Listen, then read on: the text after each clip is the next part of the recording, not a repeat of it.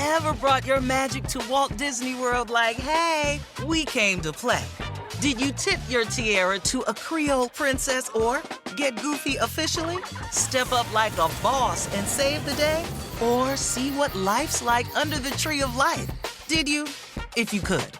Would you? When we come through, it's true magic. 'Cause we came to play. Bring the magic at Walt Disney World Resort.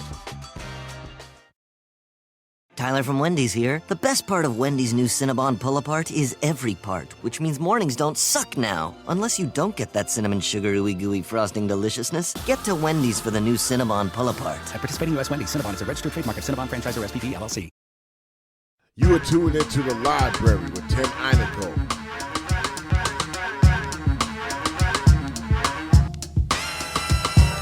When you say you love me, it doesn't matter. It goes into my head as just chit chatter. You may think it's egotistical. My guest this week is a hip-hop pioneer who dropped her first album in 1988. She has 8 albums under her belt. She's been featured on songs with Sinead O'Connor, Chuck D, Ice-T, KRS-One, Will Smith, Common, Moby, and many more. She's an author, a DJ, a lyricist. She's a true artist. She's MC Lyte. I want to welcome her to the library with Tim Einenkel. Welcome, Miss Lyte.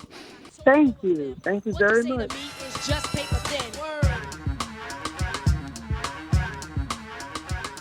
So I just want to start, prior to picking up a pen and writing rhymes, what drew you to rap music and hip-hop culture?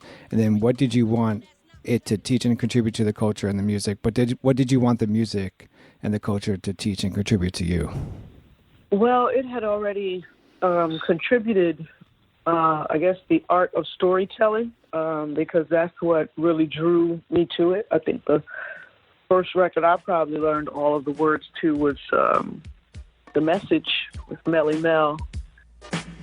Broken glass everywhere. People pissing on the stage, you know they just don't care. I can't take the smell, can't take the noise. Got no money to move out, I guess I got no choice. Rats in the front room, roaches in the back, junkies in the alley with the baseball. You know, Grandmaster Flash, Furious 5, and it just was, it was everything. I mean, the beat, the music was so ominous, and the lyrics were so vivid. They vividly painted this picture of the Bronx and everything that was happening there. And I think I definitely heard the song prior to knowing what the Bronx was all about. But I loved the way those lyrics hit, and immediately it put me in a space where I wanted to be able to do that when I got older. I wanted to be able to, use my words to paint a picture. And then, of course, when I heard Salt and Pepper, it was over, and I really believed that I could actually do it. But I think my job, and the reason why I completely found myself immersed in hip-hop, was to put into words the reason why my generation shouldn't bother with drugs at all. That was my main objective getting into the business, was to speak to my generation about drugs and how they should leave them alone and, not be involved with drug dealers and not have friends that sold drugs, just stay as far away from them as possible. So I think it was more about the social awareness was the reason why I became involved and why it was so imperative that I participate within the culture. At that time, was there already thoughts that this would be your career, or was this or was it still this, in terms of the hip hop community and rap music, was it just like, well, maybe this will catch fire and, like today, become the number one genre and, in the States and the world? No, I didn't think that far. I just, I probably thought, that it wouldn't be here this long. I don't know that I gave it much thought, except this is what I'm going to do until I'm 27, then I'm going to get married, then I'm going to have some kids, and I won't be emceeing, for the rest of my life. Mm. But little did I know it would be something that I'd love to do forever, if possible. Prior to our interview, I was reading interviews that you've done, and something that caught my eye is that you talked about how your mom used to play a lot of Al Green when you were growing up. How did your mom's music kind of shape you as an artist, the artist you are today? Well, there were three different sources that kind of shaped my my palette for music. And, with my mom, yes, Al Green was one of definitely a staple in the house. And I remember seeing his album cover amongst many, but on the top, leaning against the huge Lloyd speaker system that existed in the living room there. But she also listened to a lot of soft rock. So, the lines, what do you get when you fall in love? You only get love, you only get pain and sorrow. So at least until tomorrow, my friend, I'm never going to fall in love again, which are, words from I'm Not Having It, but I got those words from a Dionne Warwick song. So it was, it could have been Neil Diamond and, oh boy, Billy Joel, Elton John, and James Taylor, and Carole King, and, just the Carpenters, a whole different kind of world. And then my uncle had D-Train and the OJs and Tina Marie and Rick James and, all of that stuff. And then, of course, my cousins in Spanish Harlem were all about hip-hop.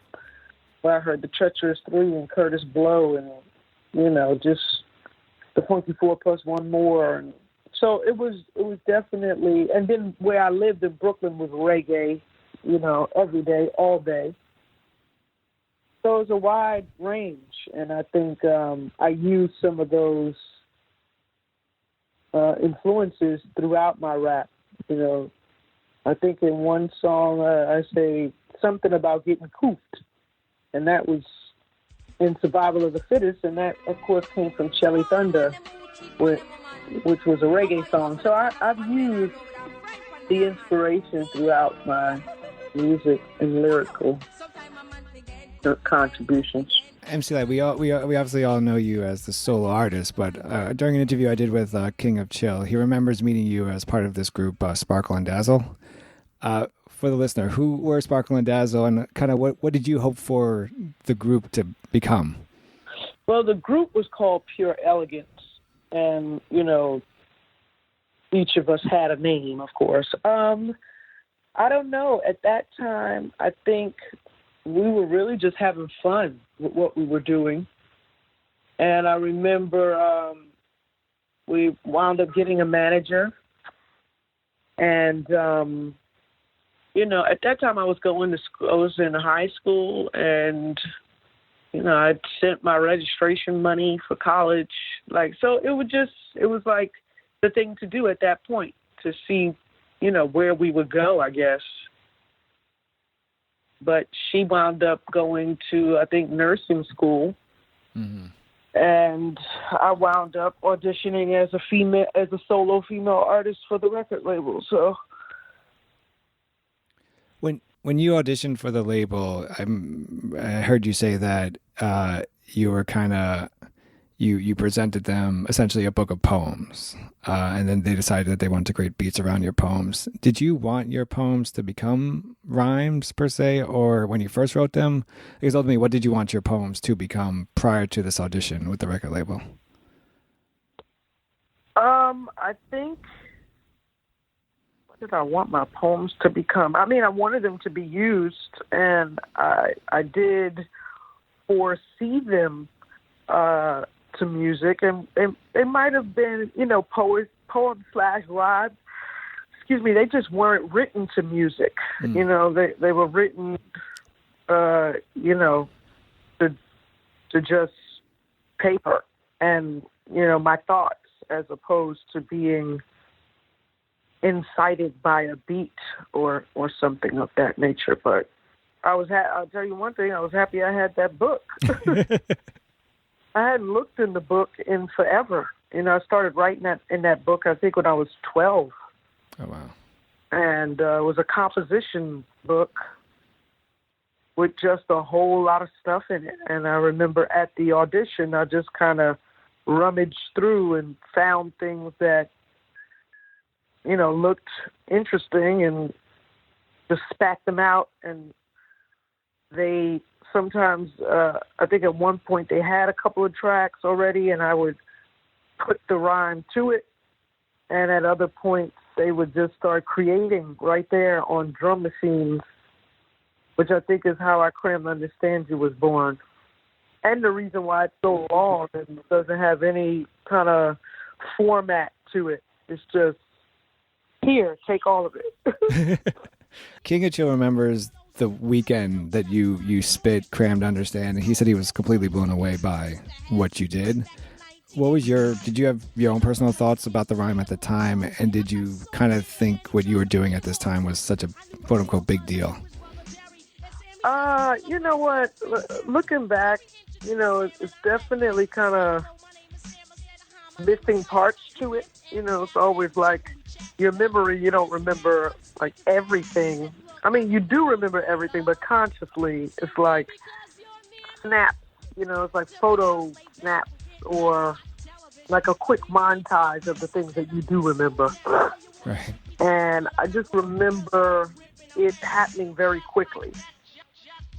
And I remember going to the audition and then the day after being told that they wanted me to be their female MC on the record label. Mm-hmm. And the time spent there, yeah, I was ready. I had done all this practicing with George Lucien, so I knew I had a point of view. I had rehearsed, so my voice was strong. So I think I was more ready than they could have ever imagined. So yeah, I guess we did it over a weekend, huh? I don't recall how long it took. I don't recall how long the process took. It just seemed very quick to me. So yeah. They said we only looking out for your best interest. I said thanks, but no thanks in the aggravated tone. When I wanna find out, I find out on my own. Just like a test, just like a test, just like a test. I cram to understand. Then my cousin said she saw you with this lady named C. Well, I'm pouring my thoughts. I wonder who she. You talked about in the past about how you saw collaborations as being very important to you in this industry, and you've done some great collaborations. But I want to kind of fast forward to today about how it seems that everyone has a feature on someone's album.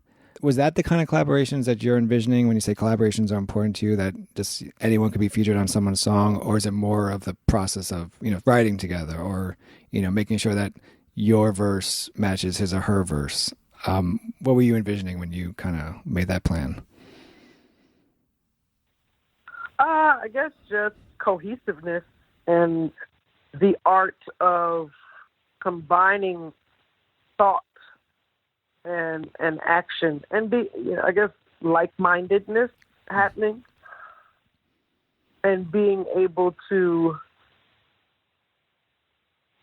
come together for a specific mission.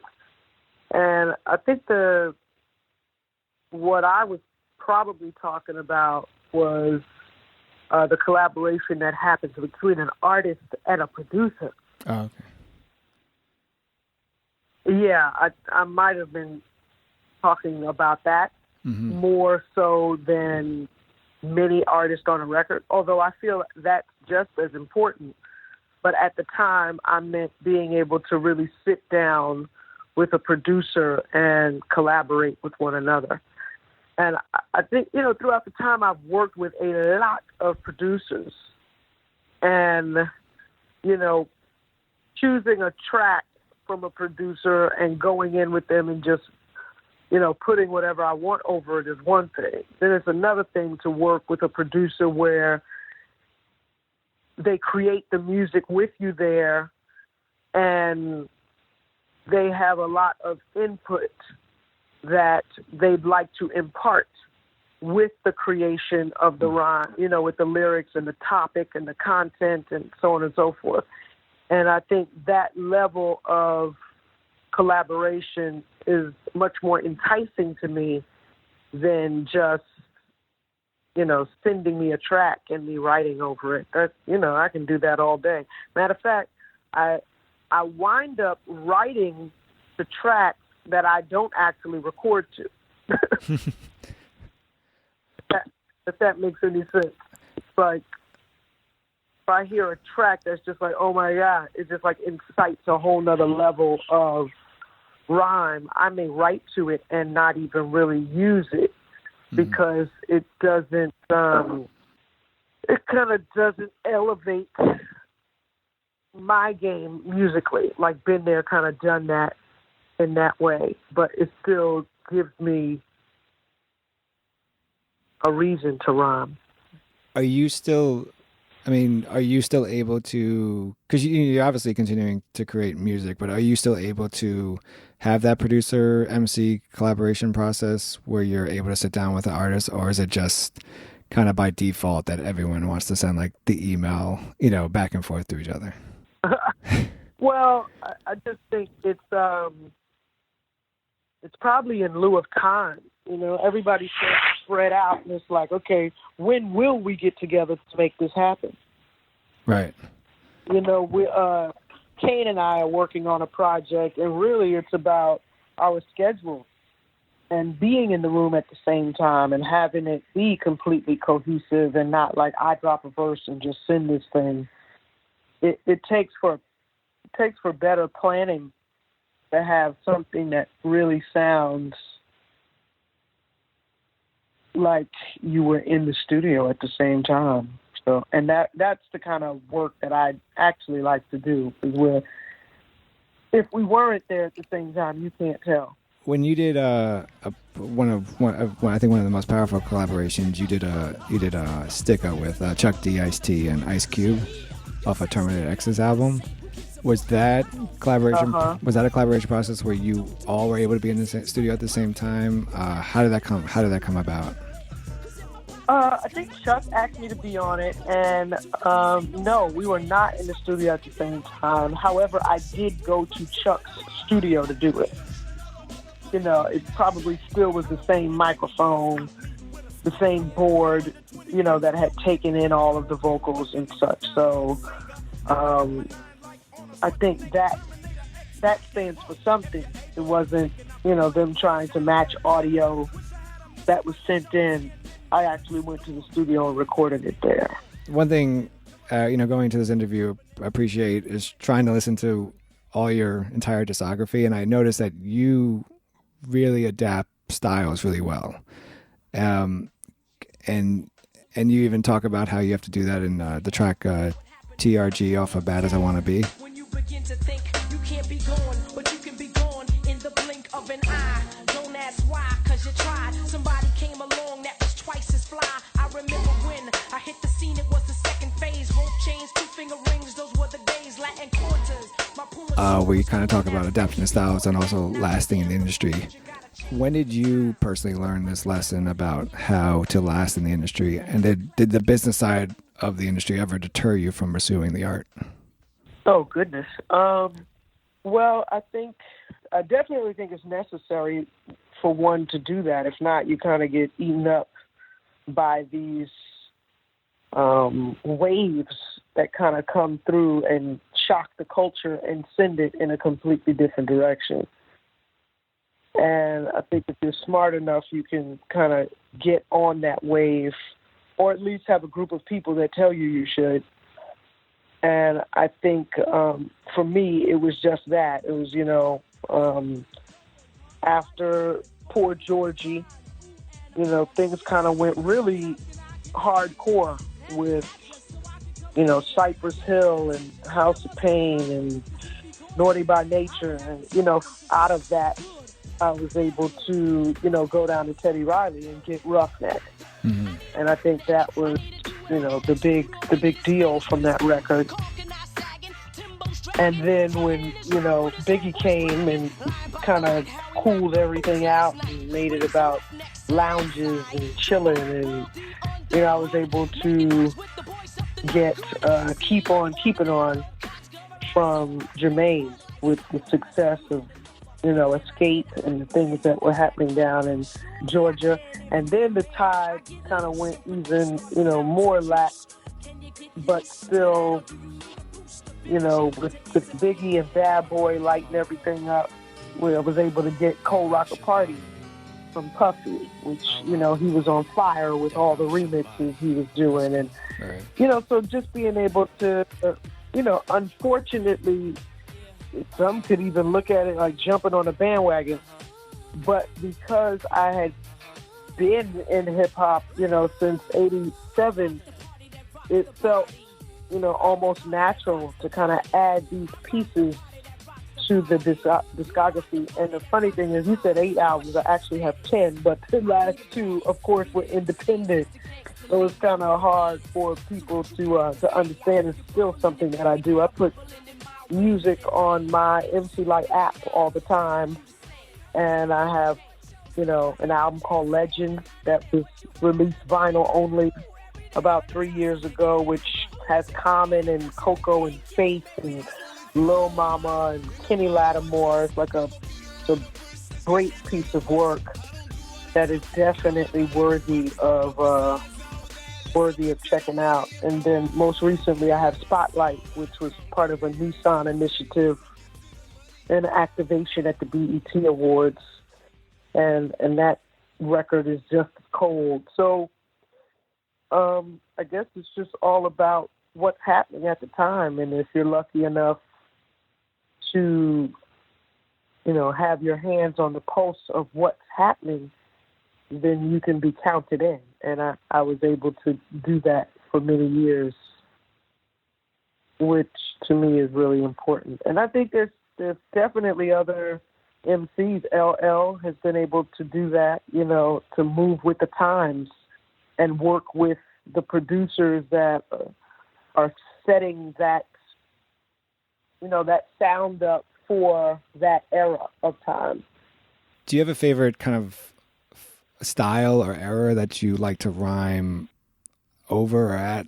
And is there one that's like the most challenging? So, for example, when I listen to, like you mentioned, Legend and the song with Little Mama, you rhyme incredibly fast. And to me, who can't rhyme to save his life, that seems the most challenging in the world. But is that actually challenging for you? Or is that just more kind of like a, you know, this something you do?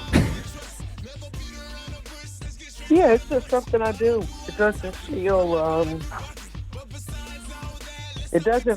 out of my range to me. It just feels like, oh yeah, this is another style. Let me kick this. So, you know, all from the very beginning, there have been different registers that my voice has gone in.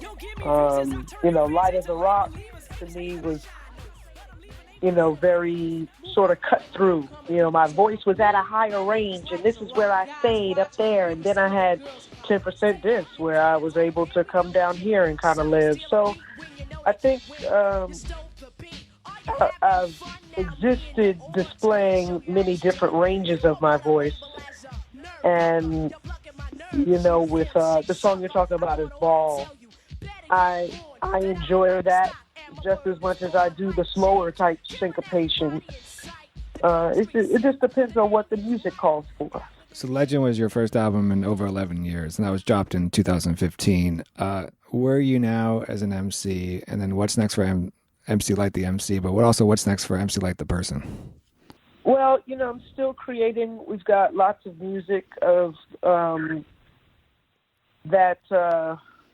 that feels good, and I'm, you know, entering into the licensing game in terms of knowing that the music has legs to kind of walk and live in many different spaces. So that feels good. And I kind of create when I wanna, as opposed to, you know, meeting deadlines or I think many years ago I would only go in the studio when it was time for an album, because I would work so hard outside of that space that by the time I was finished touring and so on and so forth, I wanted to rest until really going back into the studio. But now I kind of go in whenever I feel, whenever there's a piece of music that inspires me to go in and write. So, yeah, I think definitely looking forward to the fans should look forward to more music through my app, which is where they can stream everything. And then, you know, for MC Lyte, I'm doing more production development for television, for film, as a company, which I'm excited about, and a lot of things coming down the pipeline to be excited about for me. And then, just making sure to balance everything properly. I have a husband now, so that's extremely Congratulations. important, and I have thank you. I have a huge part of my life now is devoted to making sure that my marriage is solid and strong and expanding and growing, and then a business that's thriving where we manage other artists and creative types. So that's important. So it's all pretty much a balancing act at this point. I have one more question. I feel like you've probably heard every record imaginable. Has there ever been one kind of hip hop record that's not yours that kind of has completely blown you away and had you say like, well, I wish I wrote that, or at least I wish I was a fly on the wall when that was produced? Probably the show. When the show came out, I thought hip hop was over. I was like, what else can you do? Like, this is beyond anything that I don't know. Creatively, they just went so many places with that song, and I felt like, wow, I wish I could have been there during the process of that song. And then afterwards, you have Kanye. I like to be a fly on the wall of anything that he does. It's like, okay, how'd you get there? Where'd you start, and how'd you end up over there? And, I'm fascinated by many. Swiss Beats, Timbaland. I've been in the room and a part of the Neptunes production, so I kind of see how that works. Mm-hmm. But for some of the other things that have come to be Outkast and the Dungeon Family, it's like, what the hell? What are they doing in there? Prior to laying all of that stuff down, that to me definitely helps to shape a better hip hop. So I love the culture. I'd be a fly on the wall for a session with everyone just once. She's a legend. She's a hip-hop pioneer. She's one of the greats. MC Lyte, thank you so much for joining me on The Library with Tim Einenkel. Thank you so much, and I appreciate the platform and, great success with many years of doing what it is that you do. Thank you. Get out my face, don't want to hear no more. If you hate rejection, don't try to score. First base, you ain't got what it takes. You smile, you wink, you big fake flake. You're so pathetic, you make my stomach turn. You beg, you borrow, now you have to learn. I am the light. L-Y-L-L-Y-T. I am the light. L-Y-L-L-Y-T. Light as a rock, or I should say a boulder, rolling down your neck, pounding on your shoulders. Never shall I be an MC called a wannabe. I am the light, L-Y-T-E. This is the way it is, don't ever forget. Hear the rhyme someone else and you know they've been all in the way, just little obstacles. Chew them up, spit them out just like popsicles. Suckers out of my way, we're not on the same wavelength. I show stability, potential, and strength. On the other hand, you are weak and unruly. Can never be a spot because you're just a plain stoolie. I am the light. L-Y-L-L-Y-T. I am the light. L-Y-L-L-Y-T. I'm a slave to the rhythm. Deaf rhymes on the microphone is what I'm giving. Yes, I am a rock and you are just a pebble. Milk turn up the bass and rock adjusting levels. If a rap can paint 1,000 words, then I can paint 1,000,000. Wait, Light is capable of painting up a zillion raps. So when I say it, this is what I mean. Audio 2 and the alliance on the scene. And I like to say what's up to my producer, King of Chill. Party people, are you ready? Jam if you will. Never underestimate Light the MC. I am a rapper who is here to make things the way they're meant to be. The word ultimate. I'm here to take the title, but I had a little trouble on my rubber. But I got rid of those who tried to rock me. Light is here, no one can stop me. I am the light. L-Y-L-L-Y-T. I am the light. L-Y-L-L-Y-T. There are hip-hop leaders, this you know. We also have hip-hoppers that follow. By the tone of my voice, you can tell I am a scholar. I'm also the leader of the hip-hop followers. Now get this, I'm at a jam and I'm rocking it. Suckers like a checkerboard, red, black is clocking it. The greats as I ease across the stage, bars around the audience, sorta like a cage. They laugh, cause they are assume I'm in prison, but in reality, they're locked in. Once again, I'll state that I can't be stopped, cause yo, I am as light as rock. I am the light. L-Y-T. I am the light. L-Y-T. I am the light. L-Y-T. I am the light. L-Y-T. I am the light. L-Y-T. I am the light.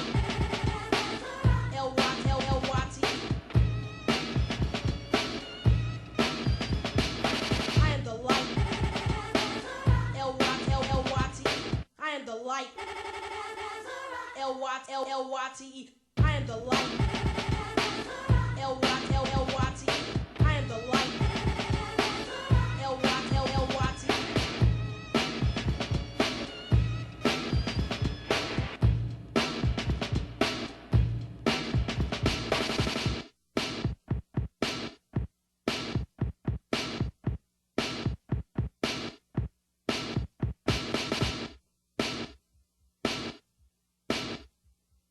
I am the light. L-Y-T. I am the light. L-Y-T. I am the light. L-Y-T. I am the light. L-Y-T. I am the light.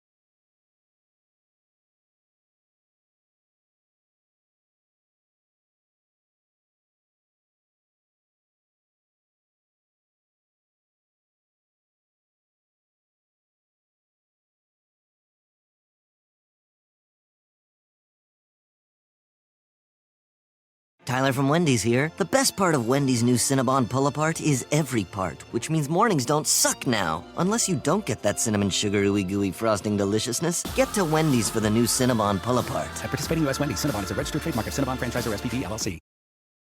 Walmart Plus members save on meeting up with friends. Save on having them over for dinner with free delivery with no hidden fees or markups. That's groceries, plus napkins, plus that vegetable chopper to make things a bit easier. Plus, members save on gas to go meet them in their neck of the woods. Plus, when you're ready for the ultimate sign of friendship, start a show together with your included Paramount Plus subscription. Walmart Plus members save on this plus so much more. Start a 30-day free trial at walmartplus.com. Paramount Plus Essential Plan only. Separate registration required. See Walmart Plus terms and conditions.